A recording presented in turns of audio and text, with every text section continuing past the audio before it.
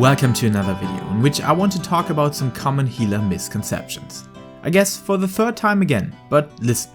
These are still so relevant that I want to spend some minutes on that topic again for all those that still want to neglect their own healing potential, or for those that just never heard about it, as healing is designed differently in other games. First of all, healing is not any more difficult than tanking or being a DPS job.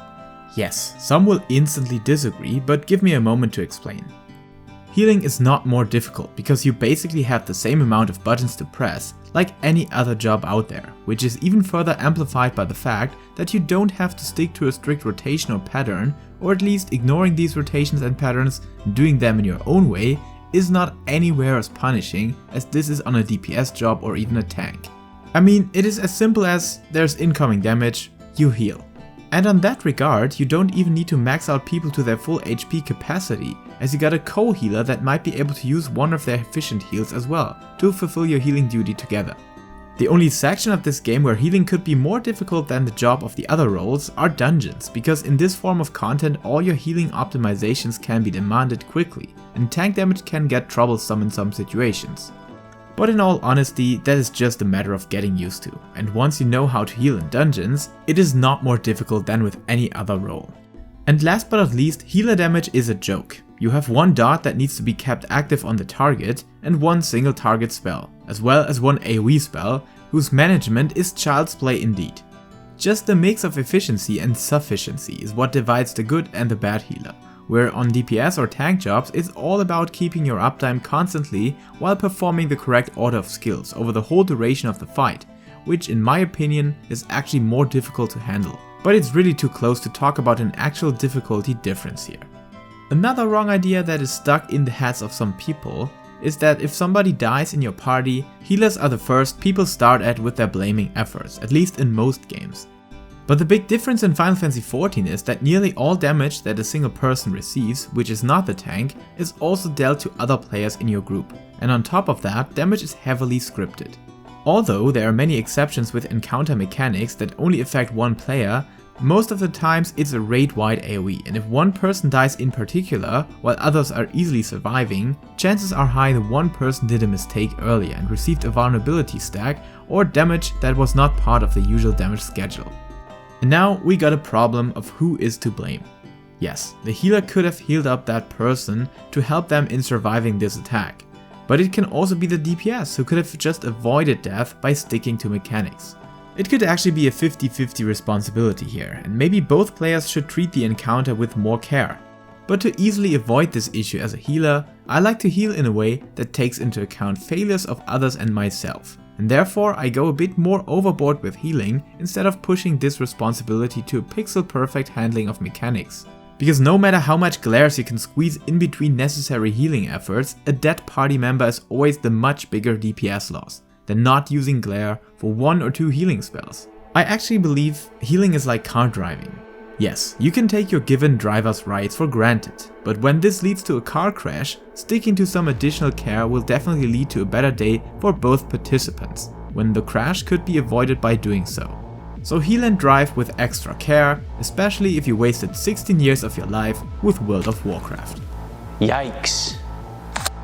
Okay, while I don't want to repeat my last video entirely, there's one thing I need to talk about again, as this still seems to be a common misconception people have about healing in Final Fantasy. And this definitely has to leave the hive mind of our player base once and for all.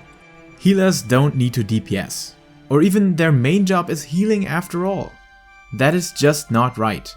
Yes, for the case we explained earlier, taking this extra care to avoid player death, but at the same time not hitting one single damaging spell in a whole encounter is at least as wrong as letting people die. While all this can be taken with ease in Duty Finder content, everything above normal difficulty is designed with enrage timers. That means when your group doesn't deal a sufficient amount of damage in a certain period of time, the boss will end your existence. And no, these encounters don't count in just all the damage of your DPS jobs, but also include damage of tanks and healers. The biggest catch here, the more damage is missing due to a tank or healer ignoring their duty to help with that effort, the more pixel perfect gameplay is required from the entirety of other players in that party. Don't get me wrong, we're not talking about missing 1, 2 or even 20 glares or broils in a fight for focusing on healing, but when a healer totally rejects this obligation.